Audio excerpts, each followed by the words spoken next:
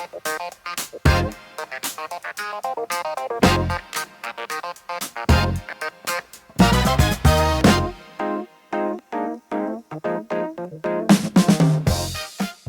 everyone, this is Brian Hayes and welcome to episode 5 of the Win with Music podcast. Today we're looking at a very important question for musicians to be able to answer. What is music? What is music for you? How would you define it? The great American classical cello player Yo-Yo Ma recently turned 70 years of age. He was interviewed on late-night US television and asked this very question: what is music? Yo-Yo Ma answered with a powerful yet simple one-word definition: energy. For Yo-Yo, music is energy. A rather clever chap called Albert Einstein defined one of the fundamental laws of physics. Energy can neither be created or destroyed. It can only be transformed. I asked my older brother Mike Hayes more than 4 years ago, when Mike was my very first guest on the Music Mind podcast. I asked Mike, what is music? Basically, you could go through the situation where people talk about its pitch in time and all those type of descriptions, and that's definitely correct. But let's go a little bit deeper, and I'd say that it's a language. Mm-hmm. As we know, people talk about it being an international language. Yes. To me, if I went deeper in that same direction, it's where human beings can connect at a very, very, very deep level, and you bypass all the things like religion, politics, race, all that sort of stuff. Charlie Parker, the jazz legend, the pioneer of bebop jazz and the absolute master of jazz alto saxophone, was asked in a 1954 radio interview by Paul Desmond, the alto sax player with Dave Brubeck, famous for the million-selling jazz hit song Take 5. Desmond asked Parker, what is music? It's so hard to describe music other than the basic way to describe it. Music is basically melody, harmony, and rhythm. But, I mean, people can do much more with music than that. It can be very descriptive in all kinds of ways, you know, all walks of life. Finally, for the record, my personal definition of music is, it is a conversation. As an instrumentalist, it's a conversation without words. Hi everyone, this is Brian Hayes and welcome to episode 6 of the Win with Music podcast. Today we're looking at an important question of dealing with a disability as a musician. My special guest for today's conversation is Kendra Erica, a great young lady heading in a good direction in the music industry. Well, hi Kendra, and welcome to the Win with Music podcast. Great to have you here today. Today's topic, I think, is really relevant to you, as I understand it. It's dealing with a disability as a musician. So I understand that you were born with a condition called tone deafness. You were born tone deaf. What does that actually mean? Yes. Can you tell our audience, what does that in practical terms mean?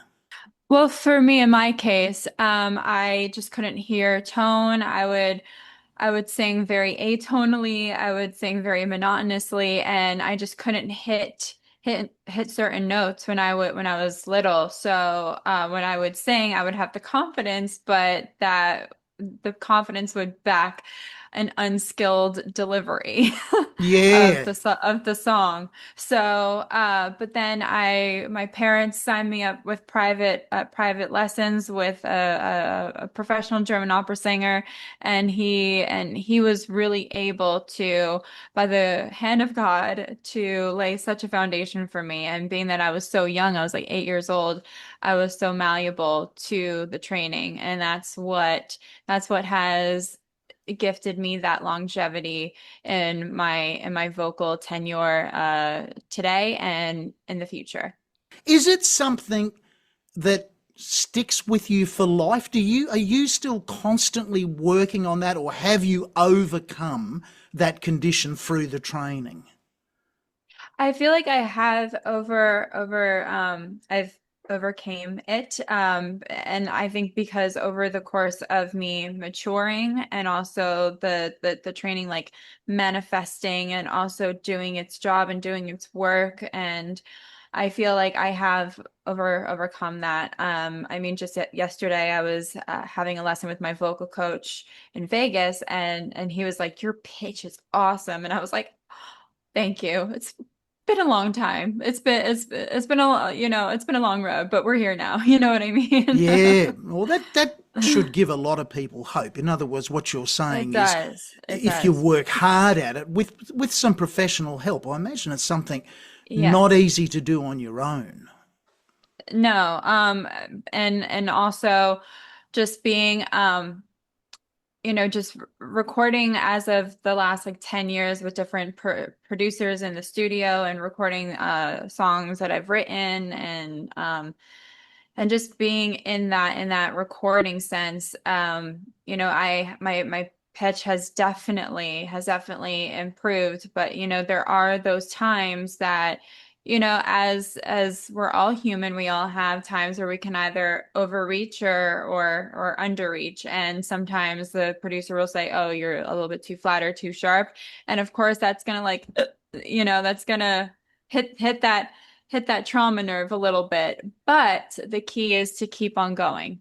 Hi everyone, this is Brian Hayes and welcome to episode 7 of the Win with Music podcast. Today we're looking at the challenging question of how to stay motivated in music. Louis Armstrong was often quoted as saying that music is life. As we all know, life can get complicated, it can get difficult, and so too can making music. Well, I'm here today with one of my favourite musicians, Ross McDonald, an amazing drummer. In fact, we've just played for an hour. We're here in Ross's music room at his home. Ross, you're 85 years old. What motivates you at your age to play music? Well, mate, I think meeting you after 40 years and playing some music again has motivated me to help take a lot of my pain away. I broke my back some years ago. I've lost my wife to cancer.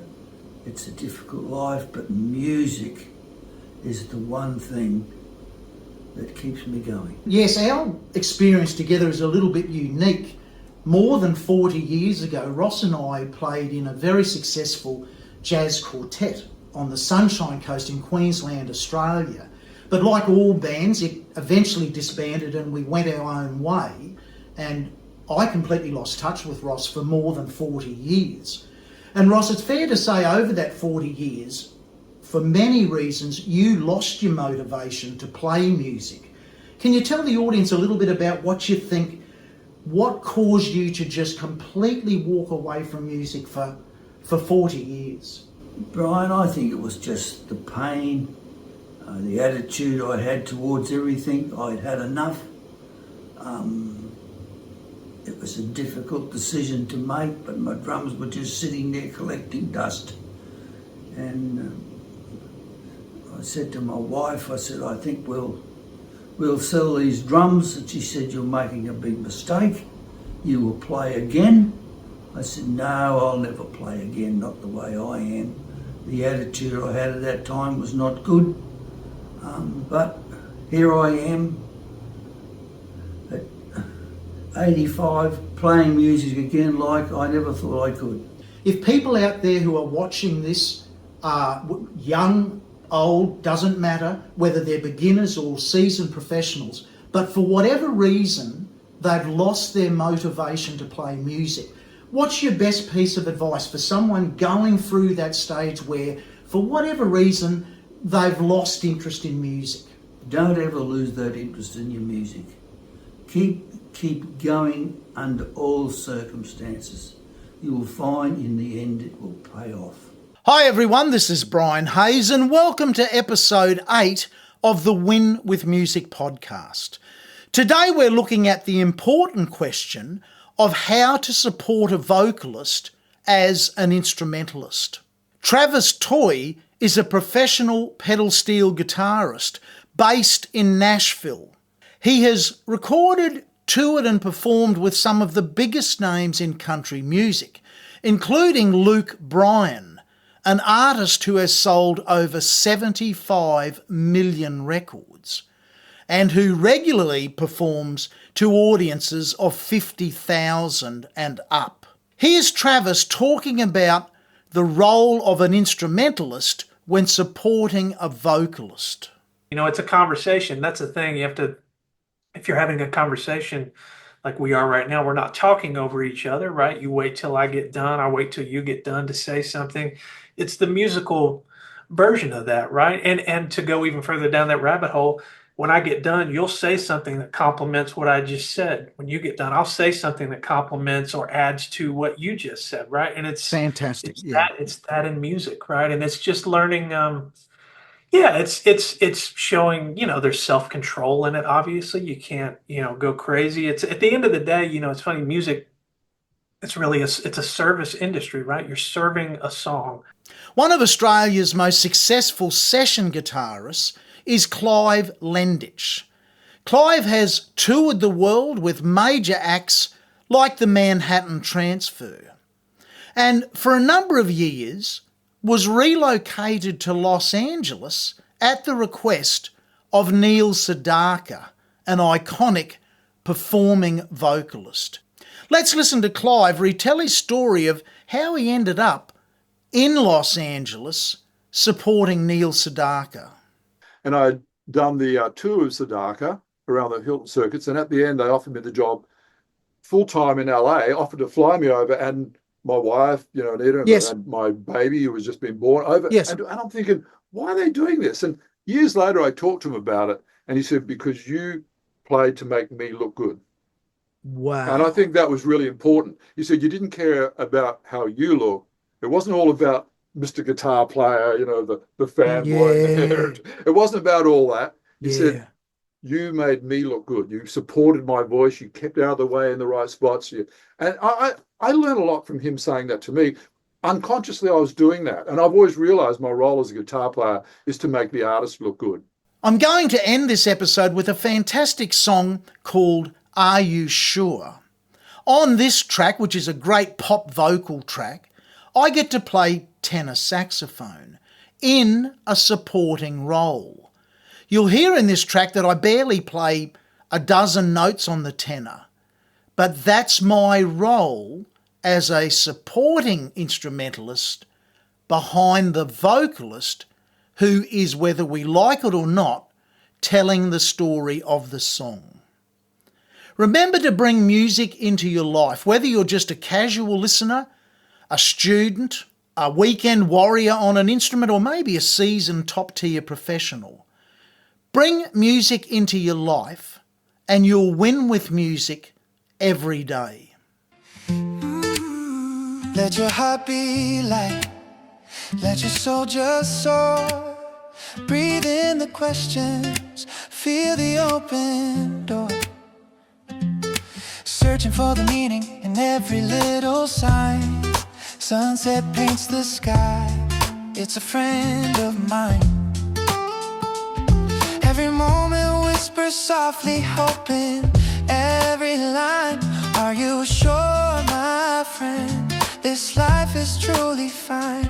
Oh, the sun's on the rise, dancing colors in your eyes. Trust the journey as you fly, where the spirit never dies. Are you sure? Are you sure? When the world feels heavy, can you open up the door? Let the light in, feel the love surround you, floor to ceiling. Are you sure? Are you sure? Joy is just a heartbeat on this radiant shore. Take a step, let the rhythm find you. It's revealing.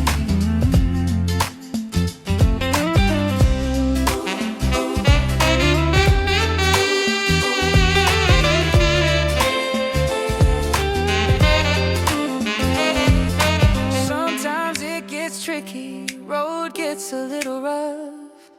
Hearts sometimes feel empty, and life can feel too tough. But in the darkest shadows, love is always near. Are you sure to find the light and let it clear your fears? Are you sure? Are you sure? When the world feels heavy, can you open up the door? Let the light in, feel the love surround you, floor to ceiling. Are you sure? Are you sure? Joy is just a heartbeat on this radiant shore. Take a step, let the rhythm find you. It's revealing. Dancing in the sunlight, friends. It's our time to rise. Echoes of laughter flow and watch the world becoming wise. Let's rewrite the stories with colors pure and true. Are you sure? Hand in hand, I'll always stand with you. Are you sure? Are you sure? When the world feels heavy, can you open up the door? Let the light in, feel the love surround you, floor to ceiling. Are you sure? Joy is just a heartbeat on this radiant shore. Take a step, let the